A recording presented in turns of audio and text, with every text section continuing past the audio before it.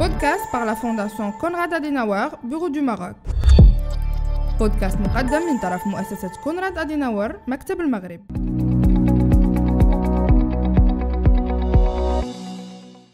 C'est Hakim Matakchi, bonjour. Bonjour, c'est Rachid Achachi. Alors, c'est un plaisir de vous revoir.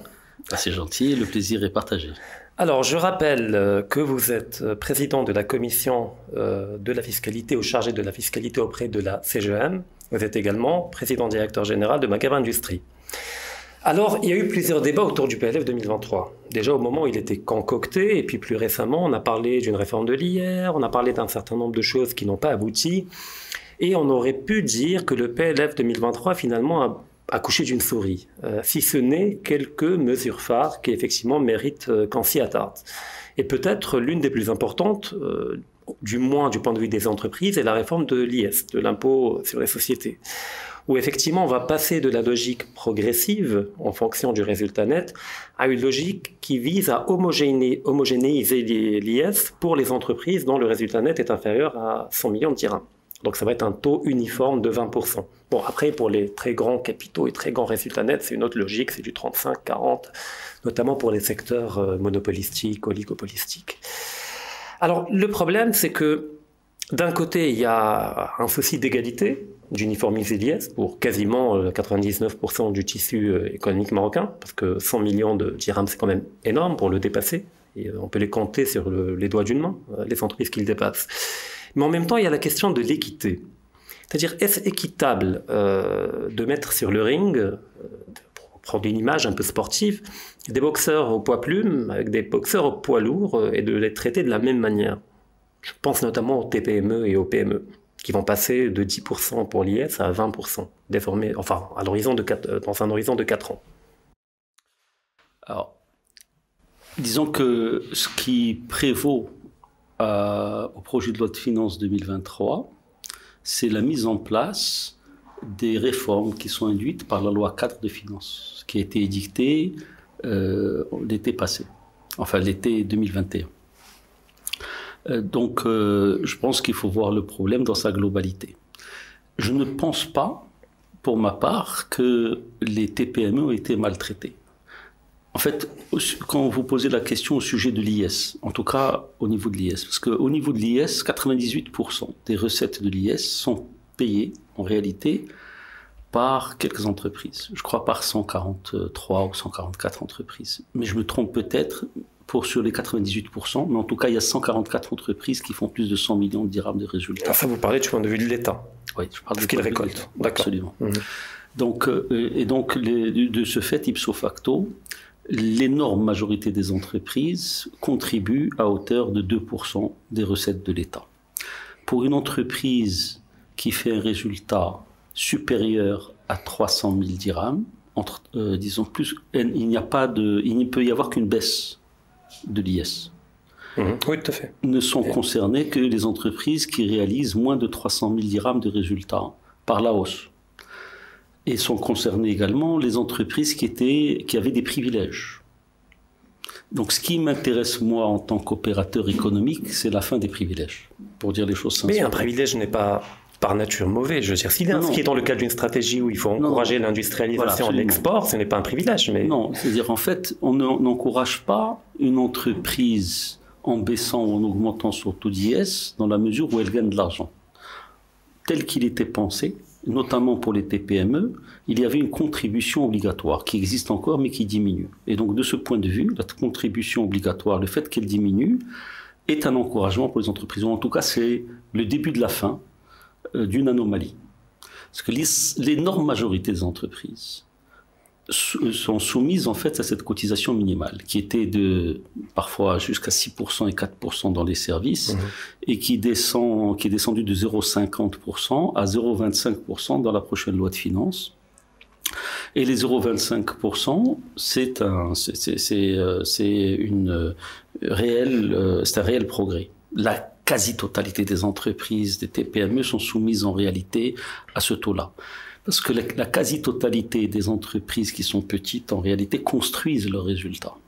Et donc, ça, c'est un autre problème. Maintenant, même si on considère le fait qu'une entreprise fait moins de 300 000 dirhams et voit son IS augmenter de 10% à 20%, ce qui est le cas, il faut ajouter le fait qu'au niveau de la distribution du bénéfice, la TPA va baisser de 15% à 10%. Ce qui fait qu'au total, le surplus d'imposition, il est de l'ordre de 5,5% sur 300 000 dirhams. Mais dans la perspective, au maximum. Mais ça, vous vous inscrivez dans la perspective où le résultat net va être réparti au niveau des actionnaires et pas réinvesti dans l'entreprise. Pour une petite entreprise qui fait 300 000 dirhams de résultats. Mais ça peut être énorme. Mais, oui. 300 000 dirhams de résultats, 5,5% d'impôts supplémentaires, ça représente grosso modo 1000 dirhams par mois. C'est tout. Prenons un exemple concret pour que les gens comprennent. On a une TPME qui fait un résultat net de 400 000 dirhams. Oui. Avant, elle payait 10%. Non, avant, elle payait 20%. Parce qu'elle était au-dessus de 300 000. De 300 000. Alors prenons un autre exemple pour rentrer dans la tranche inférieure, celle qui, d'après moi, peut souffrir le plus. Alors 200 000 dirhams. Elle paye aujourd'hui 20 000 dirhams. C'est le résultat net de 200 000 dirhams. Avant, elle payait 10 000 dirhams. Avant, elle payait 10 000 dirhams. D'accord. Ça lui donc fait ça 10 000 dirhams de plus. 10 000 dirhams, donc ça fait 1000 dirhams par mois, à peu près. Donc c'est ce que vous dites. Absolument. Et encore, si elle distribue son bénéfice, elle récupère une partie par la baisse donc de ça la fait TPA. moins de 1000 dirhams par mois. Donc, mais le gain, il y en a deux. D'abord, ces entreprises qui ont des petits résultats, souvent elles sont déficitaires. Et donc, elles vont bénéficier du fait qu'elles ne paieront plus la cotisation. La cotisation minimale, qui est le pourcentage du chiffre d'affaires. Donc, si elle fait par exemple 1 million de dirhams de chiffre d'affaires, ben, elle a déjà récupéré ces 10 000 dirhams. Et donc, pour la quasi-totalité des TPME, c'est une baisse de l'IS. Maintenant, l'autre aspect qui est très positif pour moi, c'est que nous sommes tous à un pied d'égalité. Et qu'un dirham gagné devrait payer le même bénéfice. Le deuxième aspect, et là, je suis encore plus, prospectif. Il n'y a rien de sûr et rien de certain. Mais si le taux marginal d'imposition du capital est de 28%, comme il le serait à terme, c'est-à-dire 20% d'IS plus 10% de TPA sur 80% du résultat, ce qui fait 28%. Ça veut dire que l'impôt sur le revenu aussi devra baisser à terme. Parce que ça, c'est une réforme sur 4 ans de l'IS. La réforme de l'IR, elle est engagée pour l'année prochaine. Et donc, mais en fait, ce qui était annoncé, c'est que les deux allaient être discutés en même temps et qu'on en ait annoncé une réforme de l'IR et de l'IS. On a commencé par le capital et le travail, on verra plus tard. C'est important. Non, et en fait, il y a, je pense, je ne suis pas dans le secret des dieux, mais ce que je lis dans ce projet de loi de finances, c'est qu'on veut élargir l'assiette de l'IR. Aujourd'hui, on est dans une situation où plus de 70% de l'IR qui est collecté a une origine salariale, qui est payé en réalité par 300 000 ou 400 000 salariés. Oui, la plupart, la majorité ne sont pas déclarés. Voilà. Et donc, au-delà des gens qui ne sont pas déclarés, le bénéfice professionnel, lui, n'est quasiment pas imposé aujourd'hui. Donc, ce que j'observe, c'est qu'il y a une volonté de la part de l'État à ce que tout le monde cotise en fonction de ses revenus. Maintenant, ça ne peut se faire que de façon progressive. Je pense que les impôts ont les moyens aujourd'hui de reconnaître qui a gagné ou qui n'a pas gagné. Alors là, on ne parle pas de l'informel, on parle du formel, mais qui ne paye pas. Absolument. Ou presque pas. Oui. Mais pourquoi on ne parle pas à un certain moment de l'informel? Mais je pense que les choses doivent se faire on s'acharne toujours sur les mêmes, c'est-à-dire ceux qui sont formels et dans un cadre légal. Bon, là, là encore, je distingue le petit informel de survie, dont je ne parle pas, et du grand informel, qui brasse des millions également. Alors, disons que ce que j'observe, c'est qu'il y a eu beaucoup de communication de la part de la Direction générale des impôts sur le phénomène des fausses factures, qui engendre un informel massif. Et je pense que, disons, cet informel qui est appréhendé par les services fiscaux, qui sont capables de tracer en fait ses origines, bute sur certaines anomalies que les lois de finances successives qui vont se mettre en place visent à corriger. Donc vous parlez, pour que les gens comprennent, parce que tout le monde n'est pas économiste, vous parlez des factures qu'on achète, parce qu'il y a un commerce des factures, pour pouvoir retirer du liquide directement sans qu'il ne soit déclaré au niveau... Ou pour simplement éviter de payer la TVA. Pour rééquilibrer un peu les charges, pour augmenter les charges. Je ne suis pas du tout expert dans le domaine. Donc je préfère le préciser. On est deux, voilà, donc c'est clair. Donc, mais visiblement, il y a un trafic de factures qui existe où les gens effectivement achètent des factures et qui permettent finalement de limiter la TVA que les entreprises doivent restituer. Et même l'IS au final. Mais l'IS, l'impôt de l'informel, clairement, ce n'est pas l'IS. L'impôt de l'informel, c'est la TVA et la sécurité sociale. Et la charge patronale. Voilà, les charges patronales. Parce qu'on a vu lors du Covid que l'énorme majorité de la population active n'est pas soumise à la sécurité sociale et n'est pas soumise non plus à l'impôt sur le revenu. Ce qu'on a vu aussi, c'est que l'État connaissait parfaitement tout le monde, puisqu'il leur a envoyé 1000 dirhams ou 2000 dirhams par mois. Donc il a des moyens dont on a déduit, nous, au niveau du patronat, que comme l'État est capable de suivre cela, il ne peut pas dire qu'il n'a pas pu nous tenir informés des redevances qui étaient dues. Et donc on a demandé même s'il n'était pas au courant, l'État est devenu au courant grâce au Covid, je veux dire, parce qu'il a eu un accès. Non, mais admettons, je veux dire, l'État est au courant, mais il ne veut pas toujours agir de façon coercitive. Parce qu'il y a la logique de la paix sociale. Voilà, pas uniquement. Je pense aussi qu'il y a un système qui doit rester cohérent et qui doit progressivement évoluer. Et je pense qu'il y aura une progressivité dans les différentes lois fiscales à venir, les lois de finances à venir, de façon à ce qu'il y ait une adhésion progressive de la plus grande partie de la population, le plus rapidement possible, vers un système qui soit juste et cohérent. En tout cas, c'est sur cela que nous tablons, sachant que, bien évidemment, les réformes ne peuvent pas se faire d'un coup. Alors, quand l'État annonce une baisse de l'IS à 20% pour la quasi-totalité des entreprises, ça veut dire aussi que, quelque part, le message qu'il nous lance, c'est qu'il n'y aura pas une pression fiscale abusive. En même temps, parce que dans cette loi de finances, on voit que les recettes de l'État, les recettes fiscales de l'État progressent de façon assez importante. Oui. Donc, parce que l'inflation, qui est un impôt indirect pour la plupart des gens, qui voient le pouvoir d'achat diminuer, profite indirectement à l'État parce que ça réduit la charge de la dette, la valeur réelle de la charge de la dette, et ça permet de récolter beaucoup plus de TVA, notamment au niveau des hydrocarbures. Parce que c'est pas uniquement les hydrocarbures. Non, mais entre autres. C'est-à-dire on voit le budget d'investissement qui a explosé, donc c'est un peu l'effet de l'inflation. On voit effectivement les recettes de TVA, notamment à l'importation, qui ont explosé. Les recettes des droits de douane également ont explosé. Toutes les matières premières ont vu leur prix augmenter. Oui, mais comment est-ce qu'ils font pour augmenter les recettes de l'IS dans ces conditions alors que le taux d'IS baisse? Effectivement, c'est-à-dire nous donner 30% d'IS sur un bénéfice faible ou 20% d'IS sur un bénéfice faible, ça ne change pas grand-chose. A fortiori quand on a un bénéfice très faible. Donc voilà, l'énorme majorité des entreprises, disons, se mettent dans une perspective et pas dans une réalité immédiate. Donc dans les réformes qui vont venir, nous pouvons espérer que le taux d'IS baissant, si on a des disons, réformes qui améliorent la productivité du travail, par des formations continues. Donc là, on sera tous gagnants. Et à ce moment-là, le fait d'avoir un IS faible sera intéressant pour tout le monde. Voilà. Donc je pense que c'est plutôt ça l'approche. En fait, vous dites que la cohérence va apparaître de manière plus limpide sur la durée. C'est qu'il y aura des éléments qui vont s'ajouter à d'autres. C'est mon espoir. Oui. On est deux à espérer alors. Par contre, j'ai une objection, si vous permettez, votre honneur, comme on dit dans les films. Vous dites que chaque dirham créé en termes de richesse doit être taxé de la même manière. Permettez-moi de ne pas être d'accord. Oui, parce qu'il y a des dirhams qui sont créés dans des secteurs où la prise de risque est très élevée, et d'autres dirhams qui sont créés dans un schéma de rente, pas forcément illégal, mais il y a des secteurs qui sont par nature rentiers. Et on taxe les deux de la même manière. Donc quelque part, on sanctionne la prise de risque, l'entrepreneuriat dans le secteur où c'est dangereux économiquement de prendre des risques, et on gratifie l'autre dirham qui est créé avec zéro risque. Et il est où l'économie de marché dans cette logique-là?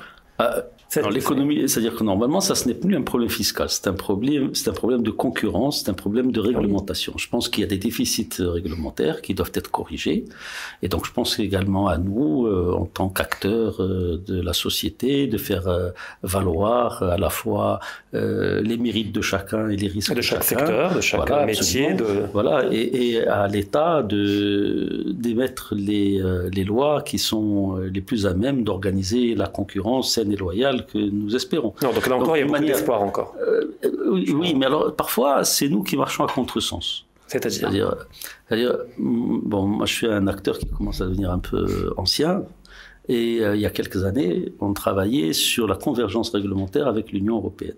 C'est-à-dire qu'en fait, ce qu'on peut dire, c'est que le système que nous avons au Maroc est un système qui évolue par petites touches et qui parfois reconnaît qu'il y a des incohérences, comme ce qu'on a remarqué tout à l'heure sur certains impôts. Par contre, le système qui existe en Europe, lui, a fait ses preuves. C'est un système qui est cohérent. Il y a d'autres systèmes qui sont devenus très cohérents, notamment aux États-Unis. Nous avons un accord avec l'Union européenne où, normalement, nous devrions être un pays, disons, qui est plus qu'associé, mais pas tout à fait membre. Donc, on appelle cela le statut avancé. Et donc, on a commencé les négociations sur l'accord de libre-échange complet approfondi et donc sur la convergence réglementaire vers l'acquis communautaire. Et donc, cela nous aurait permis... Ça, c'est de la politique. Non, pas une Ça, c'est un désir politique d'alignement. Non, ça, c'est nous en tant qu'acteurs économiques qui aurions dû nous organiser pour bénéficier de cette cohérence. Mais pas forcément. Pourquoi je dis que c'est politique? Pas au sens péjoratif du terme. On peut avoir une vision politique, mais qui, des fois, ne coïncide pas avec les intérêts économiques des entreprises. Je parle plus clairement. L'Union européenne, l'une des problématiques de l'Union européenne, c'est qu'il y a une volonté de normaliser, d'homogénéiser un certain nombre de choses, bon déjà la monnaie et puis au niveau réglementaire, en mettant dans le même sac des pays avec des niveaux de productivité différents, des niveaux de développement différents, ce qui crée un ensemble d'incohérences au cœur même de l'Union européenne, entre une Italie, une Allemagne d'un côté, l'Espagne, et on veut, nous, le Maroc, avec un informel qui représente l'équivalent de 40% du PIB, environ 80% du total de l'emploi, nous aligner sur une réglementation européenne, alors que notre réalité n'est pas économiquement européenne, ni socialement européenne. Donc ça s'appelle de la politique. Vous avez tout à fait raison de ce point de vue. Mais la convergence n'est pas immédiate. Il doit y avoir un programme de convergence. J'observe qu'un pays comme la Turquie, dans les années 90, était un pays qui était tout à fait similaire au Maroc dans son organisation économique. Les banques, à l'époque, j'ai commencé ma carrière en tant que banquier, j'étais à Londres et j'avais un collègue qui était turc et qui me racontait qu'en Turquie, les banques n'étaient pas auditées. Nous, au Maroc, les banques étaient déjà parfaitement auditées. Donc, le progrès qu'a fait la Turquie en convergeant vers les normes et la réglementation européenne a permis à la Turquie de devenir une des 15 premières puissances économiques mondiales. Disons alors que dans les années... un élément peut-être parmi tant d'autres, parce qu'effectivement, il y a tout le partenariat historique entre l'Allemagne et la Turquie, puis l'effondrement de l'Union soviétique, le rapprochement entre la Turquie et les pays turcophones, l'arrière-pays turcophone. Donc il y a des tas de raisons. Et puis il y avait aussi la guerre avec l'Iran, la guerre avec l'Irak, tout cela a profité à la Turquie, mais elle en a profité au point de devenir une des premières puissances économiques mondiales. Et tandis que nous, au Maroc, nous n'avons pas connu une progression significative au niveau de notre réglementation. Voilà. Donc, disons, il ne s'agit pas de s'aligner, mais de converger. Et bien évidemment, en défendant nos intérêts. Et on le voit, par exemple, dans la crise que nous avons aujourd'hui avec la France. La France restreint les visas aux entrepreneurs et aux entreprises. Également aux hommes d'affaires, effectivement. Ce qui est une violation en fait de l'esprit de la négociation de l'accord de libre-échange complet et approfondi. Avec l'Union européenne. Et ce qui veut dire en fait que c'est terminé. On peut dire que le rapprochement entre, disons, à ce niveau-là est acté aujourd'hui. La France a dit, écoutez, ça ne m'intéresse pas. Alors que la politique de proximité de l'Union européenne fait du Maroc un élève privilégié. Moins que la Turquie, mais entre la Turquie, Israël et le Maroc, nous avions 3 pays qui étaient plus avancés que les autres dans ce rapprochement avec l'Union européenne et qui sont des pays qui sont dans le voisinage immédiat. Bon, je dis pour moi, en tant qu'opérateur économique, devant les incohérences parfois que je subis, c'est dommage. Et ce matin, pas plus tard que ce matin, je parlais effectivement, par exemple, du déficit de convergence réglementaire entre, disons, je suis un acteur de l'agroalimentaire, j'ai 2 ministères de tutelle, un qui est l'agriculture et l'autre qui est l'industrie. Les normes au niveau de l'industrie, ce sont des normes qui reposent sur des obligations de résultats. Les normes au niveau du ministère de l'Agriculture sont des normes qui reposent sur des obligations de moyens. Et ipso facto, cela a des conséquences sur notre compétitivité, sur notre capacité d'innover. Et tandis que ça, ce sont des incohérences qui sont gommées aujourd'hui au niveau de l'Union européenne. D'accord. Donc bon, on a une dynamique qui a été enclenchée de convergence réglementaire avec l'Union européenne. Bon, espérons que la réalité converge également à terme et rattrape le réglementaire.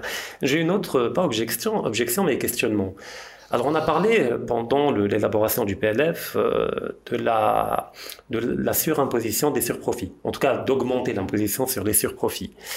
Et finalement, on a décidé que c'est à partir de 100 millions de dirhams de résultat net qu'on peut parler de surprofit. Qui décide du seuil, de la limite? Est-ce que 80 millions de dirhams, c'est pas un surprofit de résultat net? Pour beaucoup d'entreprises, pour la majorité, c'est irréel comme résultat net. 90 millions. Oui, moi je pense que l'État a fait un raisonnement qui est purement budgétaire. D'accord. Je pense que ça n'a rien à voir avec le patronat, entendons-nous. D'accord. Donc ils ont vu le nombre de sociétés, ils ont fait ils ont mis leur coefficient d'imposition par rapport à chaque type de résultat accordé réalisé par les entreprises. Ils ont vu que, à partir de 100 millions de dirhams, en augmentant le taux d'imposition à 35%, ils légèrement, avaient augmenté. Une augmentation légère, je veux dire, par rapport au barème existant. Alors en fait, c'est une augmentation de 5% à peu près, si je ne me trompe pas, par rapport au barème actuel. Pas pour tout le monde. Pour certains, c'est... Pas pour les banques, par exemple. Non, pour certains, c'est énorme. Parce que pour certains qui ne sont pas à 30%, il y en a certains qui sont en réalité à 17,5% ou à 15% ou à 20%. Par exemple, l'OCP. D'accord. Par exemple, l'OCP, elle est essentiellement exportatrice, Ah oui, donc elle bénéficie de l'IS exportateur. Elle perd ce privilège. Mais parlons uniquement des entreprises en interne, qui dans le marché intérieur. Non, disons, à ce niveau-là, moi, si je fais 100 millions de dirhams, j'accepte de payer 50%. Ah oui, on est d'accord. Mais je parie que si vous faites 80 millions de dirhams, vous serez toujours prêt à payer 35 ou 40. Si je fais 80 millions de dirhams, je suis prêt à accorder gracieusement 10 millions de dirhams. À l'américaine, pas de souci. Pourvu que je puisse gagner de l'argent. En fait, oui, je suis plus en tant qu'entrepreneur, je suis plus dans ce mood que dans celui de dire je veux pas payer d'impôts. Non, je veux d'abord gagner de l'argent. Et si je gagne de l'argent, je suis prêt à payer des impôts. Mais vous savez, les Américains, c'est plutôt ça le discours. Les Américains disent que le devoir de chaque citoyen est de payer le moins possible d'impôts légalement. Pourquoi? En partant d'idée, c'est l'optimisation fiscale. Au fait, c'est un devoir citoyen du côté américain. Parce que quand les gens paient trop d'impôts, ça encourage l'État à mal gérer l'argent public. Et donc, au fait, en rationalisant et en minimisant légalement, toujours dans le cadre légal, bien entendu, le paiement. Donc, c'est pas forcément mauvais de ne pas vouloir payer trop d'impôts, mais de payer intelligemment et d'exiger une contrepartie. Disons, quand on a des recettes importantes à titre individuel et qu'on est américain, ce que j'observe, c'est que beaucoup d'Américains restituent une grosse partie de leur patrimoine. Voilà.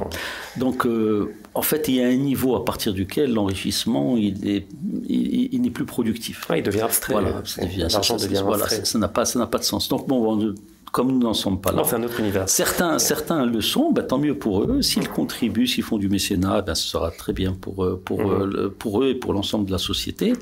Mais je pense que les bonnes conditions en fait économiques consisteraient à faire en sorte qu'on puisse arriver à ces niveaux-là. Oui, c'est plutôt. Et là, c'est la productivité dont vous parlez, la diversification du tissu économique, la compétitivité. Voilà, être en mesure de gagner de l'argent pour pouvoir le redistribuer, pour pouvoir bien sûr se développer. Mais de toute façon, une fois que vous avez mangé, ça y est, vous avez plus faim, quoi. Donc ça pas de. Maintenant, bien sûr, il y a des gens, il y a des excès. Et à ce moment-là, il vaut mieux taxer ces excès dans leur consommation que de les taxer à la source. Il vaut mieux pouvoir récupérer. Voilà, absolument. Tout à fait. Donc, pour récapituler, on dira que la réforme qui va aboutir graduellement, j'imagine, sur 4 ans, peut-être on verra PLF 2024, 2025, à chaque fois, un avancement, un pas en avant vers cette vision-là. Donc globalement, cette réforme profite à quasiment toutes les entreprises, c'est-à-dire les TPME, les PME, c'est avéré certains. Ça ne profite pas aux entreprises qui profitaient d'un certain nombre de niches ou de privilèges fiscaux, notamment celles orientées vers l'export. Mais globalement, toutes choses étant égales par ailleurs, ça profite à l'économie marocaine. Mais vous dites que ce n'est pas l'alpha et l'oméga de l'entreprise et que si une entreprise veut réellement gagner plus d'argent, c'est pas en espérant une baisse de l'impôt, mais c'est en investissant dans l'innovation, la compétitivité et le capital humain, le travail. Donc il faut que la bonne réforme serait celle qui permettrait justement ce type d'investissement, ou qui rendrait ce type d'investissement les plus rentables. Donc la bonne réforme serait celle qui permettrait de baisser le coût du travail. Bon, il y a une charge fiscale. Sans toucher au pouvoir d'achat des gens. C'est-à-dire en jouant sur l'IR, voilà, la réforme de l'IR. L'IR, la façon qu'on a de cotiser à la solidarité nationale. Il me semble que c'est quelque chose qui est important. C'est le discours que nous devons tenir parce que nous sommes disons, à un niveau, un moment particulier de la vie de la nation. Parce que nous avons décidé, ou Sa Majesté d'abord, a décidé que les prestations sociales devaient être généralisées à l'ensemble de la population. Donc là, les besoins de l'État pour pouvoir atteindre cet objectif vont devenir importants. Il faut la question c'est qui économique. Mais qui va payer? La question c'est qui va payer. Il faut que tout le monde paye. Il faut que tout le monde adhère pour que chacun puisse exiger également un service de qualité. Parce que si on n'adhère pas, on ne pourra pas exiger un service de qualité au niveau des soins. Et au-delà des soins, au niveau de l'éducation et également au niveau du transport. Aujourd'hui, ce qui grève le plus le pouvoir d'achat, ce sont ces trois coûts-là. Ah oui, parce que les gens payent des impôts pour une éducation publique gratuite et une santé gratuite, mais ils se soignent dans des cliniques privées, malheureusement, parce qu'ils n'ont pas le choix. C'est pas un reproche. Et ils mettent leurs enfants dans des écoles privées, ce qui est normal, c'est pas un reproche. Ouais, mais c'est une anomalie. Oui, c'est une anomalie, et donc elle doit être corrigée. Et donc il faut que tout le monde adhère à un système pour pouvoir exiger de l'État la qualité de service qu'on est en droit d'attendre pour les impôts que nous payons. Comme on dit, la démocratie, c'est le vote de l'impôt également, et que c'est un projet collectif. Alors, pour conclure, comment voyez-vous la réforme de l'IR? Ou comment l'espérez-vous? Parce qu'on parle beaucoup d'espoir. On va l'espérer? Parce que moi, je ne suis pas du tout dans les instances qui décident. Je suis plutôt dans celles qui réagissent. Et qui suggèrent des idées. Parfois, on suggère. Mais il est difficile de suggérer parce qu'en général, quand on suggère, on dit « je prends ça, mais tu continues à payer l'autre ». Donc ça, c'est pas la bonne façon. Donc ce que j'observe d'abord, c'est qu'on devrait tendre vers une baisse du taux marginal de l'impôt sur le travail, on va dire les choses comme ça. Je pense que la bonne réforme consisterait à taxer davantage la consommation et le profit que de taxer la production. Par la production, j'entends d'abord le travail, sous toutes ses formes, aussi bien l'impôt sur le revenu que les charges de sécurité sociale. Je pense que tout ce qui concerne les charges de solidarité devrait être pris en charge par la nation et donc devrait être pris en charge par l'impôt. Et donc là, ce serait très positif et notre économie deviendrait nettement plus compétitive.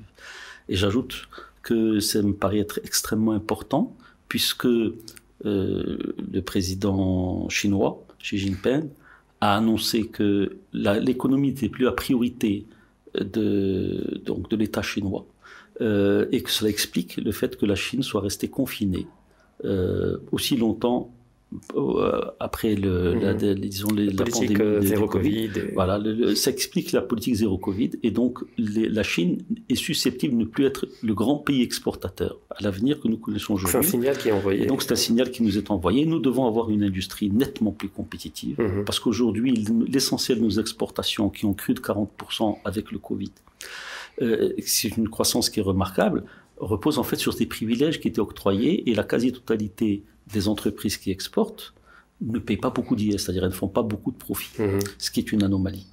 Et donc on doit corriger cela. Et donc ça s'est fait déjà en partie. Non, parce que c'est la fin des privilèges. Oui, mais c'est uniquement au niveau de l'IS. Moi, ce qui m'importe, c'est les charges qui pèsent sur la production. La charge qui pèse sur la production, c'est les prélèvements qui sont faits sur les intrants, que ce soit matières premières, que ce soit sur l'énergie ou que ce soit sur le travail. C'est les trois principaux emplois. Bon, après, on n'a pas le temps de parler de tout, peut-être qu'on en parlera une prochaine fois, mais il y a également cet impératif de l'économie marocaine qui est celui des réserves de change et qui fait qu'on a encouragé l'export parce que ça fait rentrer des devises, ça permet de maintenir un équilibre. Mais bon, ça c'est un autre débat. Il n'y a pas de véritable encouragement à l'export aujourd'hui. En tout cas, déjà le plan Maroc vert s'est orienté vers l'export pour l'agriculture. Le plan Maroc vert, peut-être ça avait été une erreur, mais en tout cas c'était ça l'intention de départ. Disons que l'agriculture, dans le plan Maroc vert, le problème qui est posé, il y en a deux. C'est on n'a pas quantifié quel est le coût de l'eau. Le stress hydrique, là, aujourd'hui. C'est le problème du stress hydrique. Et le deuxième point, c'est que c'est un plan qui est quand même productiviste. Et que l'excès de production n'a pas donné lieu à la transformation industrielle qu'on était en droit d'attendre, qu'on espérait, voilà. Et donc là, donc je repose le lien, la problématique du lien qu'il y a entre l'agriculture et l'industrie, l'obligation de normes, l'obligation de moyens par rapport à l'obligation de résultats. C'est un des problèmes qui est posé, et pas uniquement. C'est toujours des problèmes réglementaires qui font que l'agriculture et l'industrie ne se sont pas suffisamment intégrés. D'accord. Donc, pour conclure, à la question de la réforme de l'IR, vous répondez plus globalement, prenant de la hauteur et en disant, et corrigez-moi si je me trompe, que vous êtes pour le fait de réduire le niveau d'imposition en amont, afin de libérer le capital productif et les capacités de production, afin d'avoir plus de richesses créées, et par la suite, peut-être même augmenter l'impôt dans un schéma de récupération après. Donc c'est un peu une libération des forces productives de l'entreprise. Ça me semble être essentiel, effectivement. Je pense qu'on doit inciter et on doit favoriser la création de richesses par tous les moyens et collecter l'impôt après que ces richesses ne soient produites et non pas avant. Exactement. Et d'ailleurs, libérer les forces productives, c'est une idée que vous défendez depuis très longtemps. Absolument. J'avais été, il y a bien longtemps, candidat à une fonction et c'était le thème de ma candidature. Absolument. C'est toujours d'actualité, on voit. Ça reste tout à fait. J'ai pas changé, c'est le même. La seule chose, c'est que là, je suis, disons, bénévole dans l'association et je ne la préside absolument pas. Mais je n'ai pas l'intention de la présider. C'est tout à votre honneur que de garder les mêmes valeurs et les mêmes principes qui ne sont pas corrélés à des intérêts ou un désir d'accéder à quelque chose. C'est vous, en tant que personne entière, qui défend toujours les mêmes valeurs. Bon, en tout cas, merci infiniment d'être là avec nous et on vous donne rendez-vous très probablement une prochaine fois. C'est toujours un plaisir de vous recevoir. C'est toujours un plaisir de discuter avec vous et c'est encore plus intéressant de vous écouter. Merci infiniment. Podcast par la Fondation Konrad Adenauer, Bureau du Maroc. Podcast مقدم من طرف مؤسسة كونراد أديناور مكتب المغرب.